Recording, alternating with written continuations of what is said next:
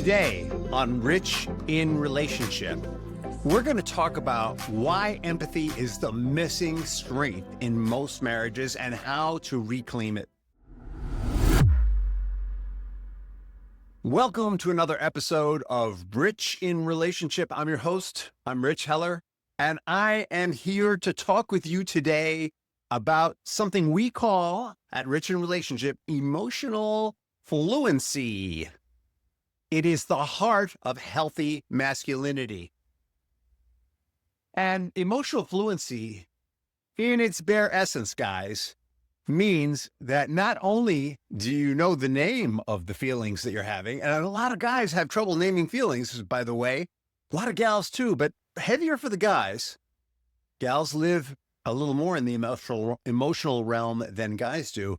Not only do guys have trouble naming them, but they have trouble talking about them, articulating them. And emotional fluency is the heart of empathy. We can't really connect with another person if we don't have emotional fluency.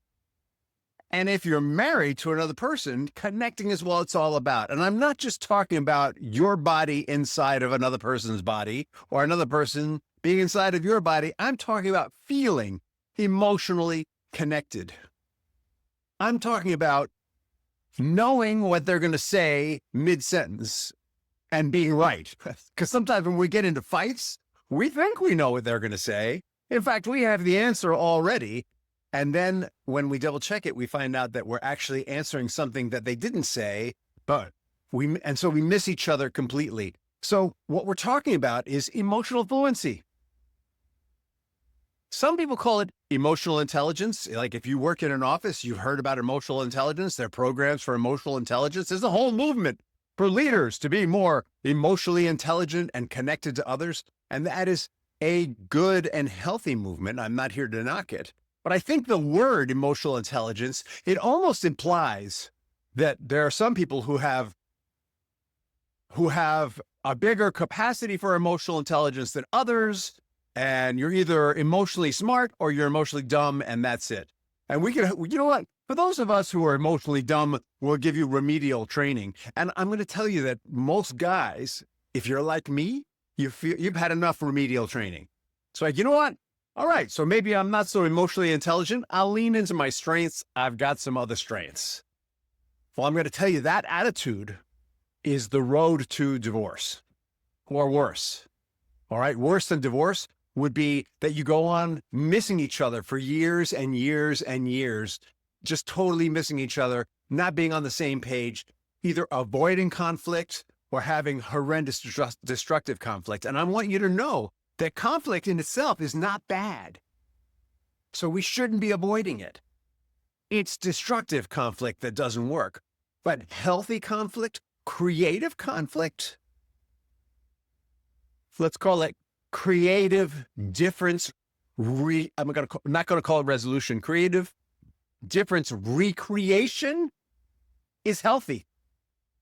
When two people have different perspectives on something and they understand each other's perspectives, something new is born and a better way is found than either one of them could have found together. It's a relational synergy that every marriage can have. Yours can too, but to get there, do you know what the missing piece is? Emotional fluency. All right, so I want you to throw out an idea here. I grew up with Clint Eastwood and Charles Bronson and to some extent, John Wayne. And these guys, these are not very emotionally fluent guys, all right? They tended to ride alone. They were capable of love and connection at times. Today, what was I watching? I was watching The Equalizer series with Denzel Washington. Denzel is this guy. He plays this guy who really wants to help people. He's making up for all the people he's killed as a CIA hitman by helping people, but he somehow doesn't really make connection with them. He's willing to die for them, but he can't really connect with them. That's the stuff that we equate with being masculine. And we equate being emotionally connected right? Because it's been burned into us in our culture. It's part of the man box that we talked about with Dr. John Schindler. Go see that episode if you haven't, as being, those things are feminine, right? And the truth is that if we're at war, emotional connections not at the top. But we are not at war, folks. We are at home with our wives and family. If you are going to go out and fight someone to the death, emotional connection may not be the best thing. If you're going to create a future with someone, it's all about emotional connection. So what we're looking for here is we want to, as men, we want to expand our sense of identity, is I think what I'm trying to say, right? We've all been identifying ourselves with these tough guys, and a lot of these guys are equated with toxic masculinity today. Toxic masculinity, to what's considered toxic about the old masculinity, is it's at the expense of women and other people. We want to expand that to include the idea that we can have feelings. Not only can we have feelings, we can name them. And under certain conditions, we can even immerse ourselves in them and still be strong, still be tough when we need to be, still be ready to show up to protect, right? Because it's part of our wiring to protect our families. We can do all that. We can have it all. Now, the way that we can have it all is, the old concept of masculinity was all about compartmentalizing away our feelings of fear, hurt, sadness, fear of being alone, isolation, loneliness, I think it's called. We would compartmentalize all that and just keep plowing forward. And some of us might have very desperate and intense feelings of it, of those feelings. I'm not even going to say them again because they're so scary, but we would compartmentalize it and plow forward. And what would happen is we would get emotionally disconnected from ourselves because we'd compartmentalize a part of ourselves off. If those feelings are there and compartmentalized, we're separated from them. If we're separated from ourselves, we can't function 100%. We might be able to function in a very linear way that doesn't take into account the feelings of other people as well as we might. We might even become successful in worldly terms, but we're going to be less successful in emotional relational terms. My point is, we have the ability to compartmentalize.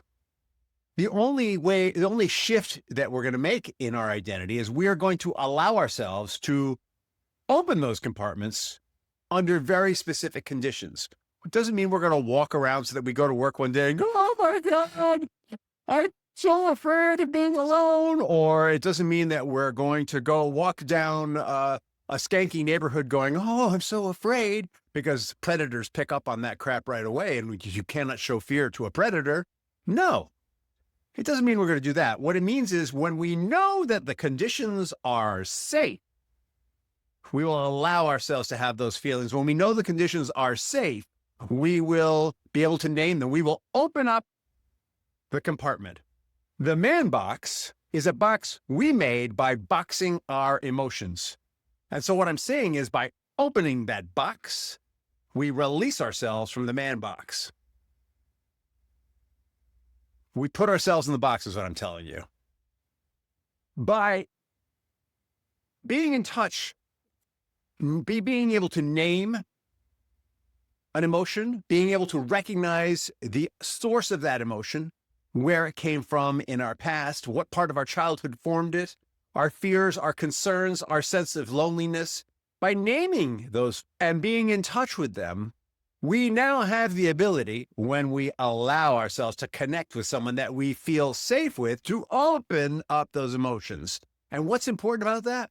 It's not that we're going to dump them all over our partner. It's that it allows us to connect with our partner. You see, people connect through vulnerability, and vulnerability is embedded in fear, hurt, sadness, loneliness. It's also embedded in joy, happiness, connection, intimacy. But you can't have joy, happiness, connection, and intimacy without accessing or having the possibility of those other feelings. And that's why we need to be able to open that box. And I know you want that. It's what your wife wants with you. It's what you want to have with your kids. You want this. You just got to learn how to name it, identify it, and then work at releasing it when it's safe. And by doing that,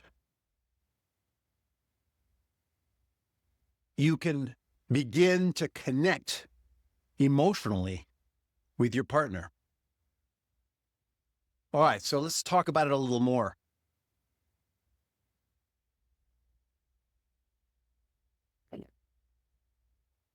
The risk is that we'll get hurt. The risk is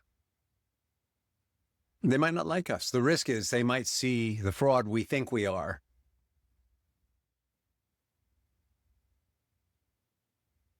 Well, what have you done to limit that risk, and how's it working for you?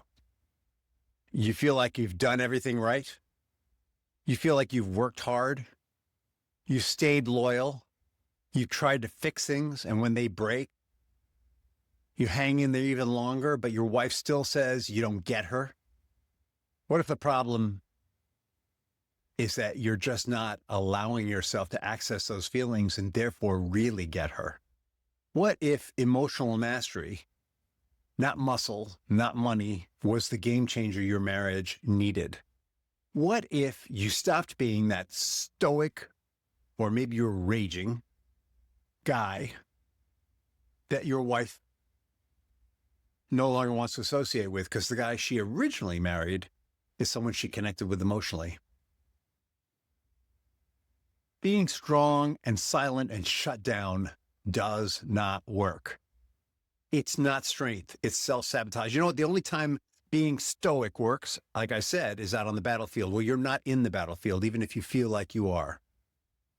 Real men feel.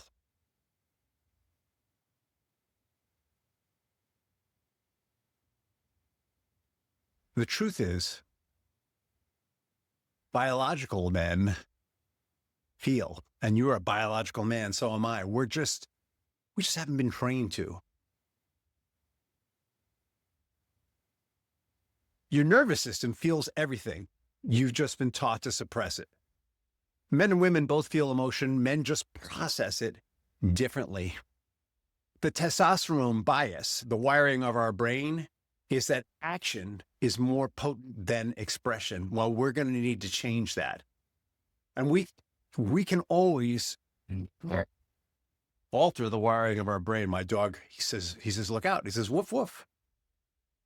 Suppression of emotion ultimately leads to bursts of anger or withdrawal. Suppression of emotion, compartmentalizing and never releasing it, leads to it coming out sideways.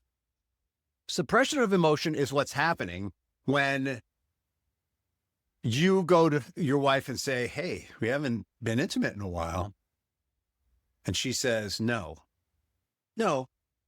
I'd rather not. What is she picking up on? She's picking up on the fact that you're suppressing some anger. Maybe it was from work. Maybe somebody cut you off. Maybe you just had a bad day. And maybe you're just looking for a way to release it. But you haven't articulated it. You haven't really touched on it. You haven't shared it with her. And because she doesn't know what that emotion is, but she senses it. Her brain is wired to sense it. Because she senses it, she doesn't feel safe. And when women don't feel safe, they don't want to be intimate unless they really haven't been intimate in a long time, in which case they'll do it just for the sake of their own physical release, but they won't really connect with you. And you know what I know? I know that when you have earth-shattering, earth-moving sex, it's because you're really connected. It isn't because there's some release. Empathy is not lack of logic. It's a bridge to connection. And for you to connect in that moment, you're going to need to be able to know what it is you're feeling, name it, and explain it. And then maybe once you've named it and explained it and connected, she will let you. Empathy is a superpower.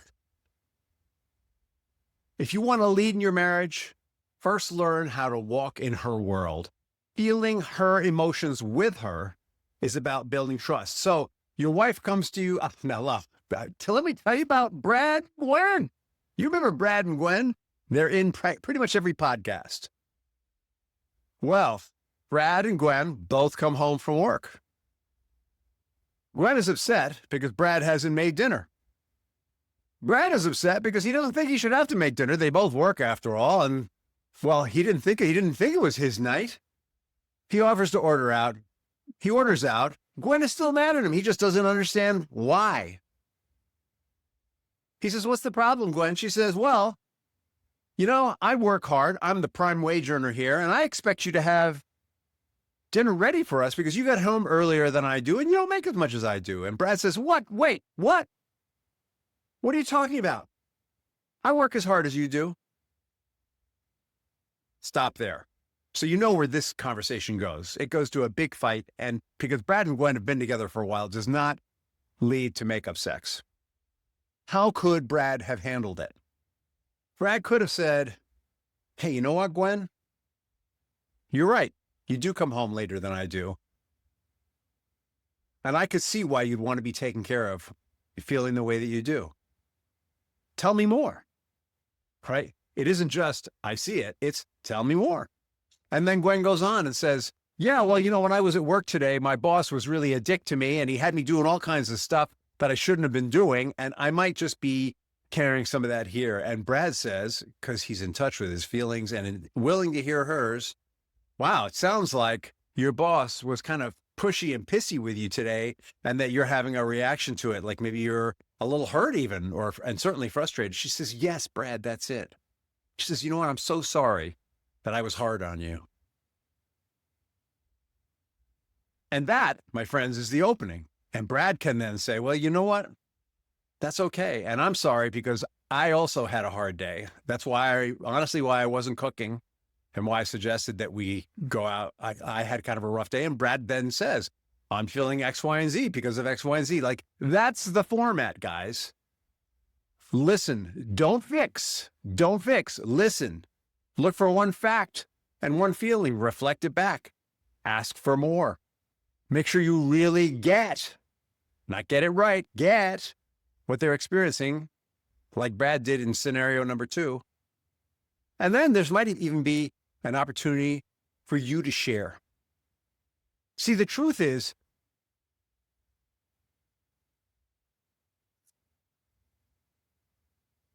empathy and connection are like any other muscle. I've told you before that love is a muscle. Sometimes we exercise love, even if we're not feeling it.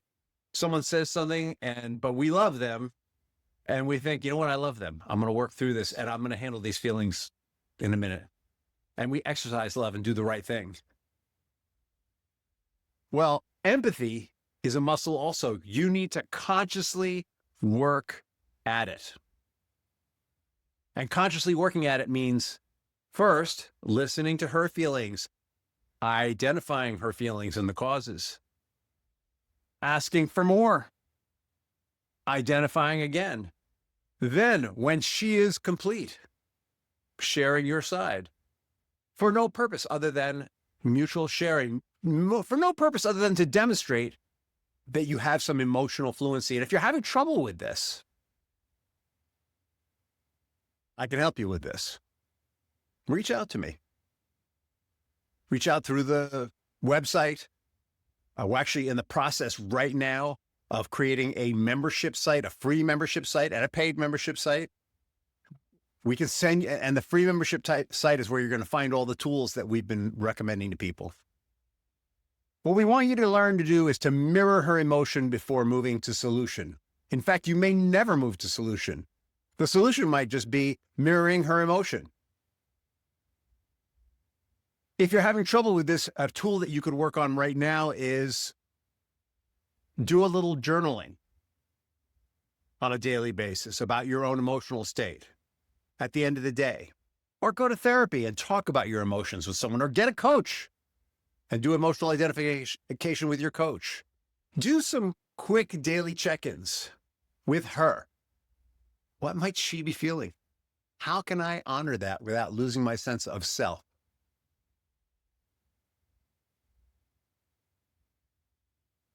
You don't have to stop being a man. You just have to stop being a wall. You just want to stop walling yourself off. And by unboxing yourself, you will unbox the marriage. And you'll be able to build that bridge between strength and connection that she so desperately wants you to build. Feeling her is feeling yourself. It's connecting with the whole family. So in the next episode, now that we've opened the heart, what does healthy masculine energy look like in action? So stay tuned to Rich in Relationship, because more good stuff is coming. In the meantime, have an awesome day and an amazing tomorrow.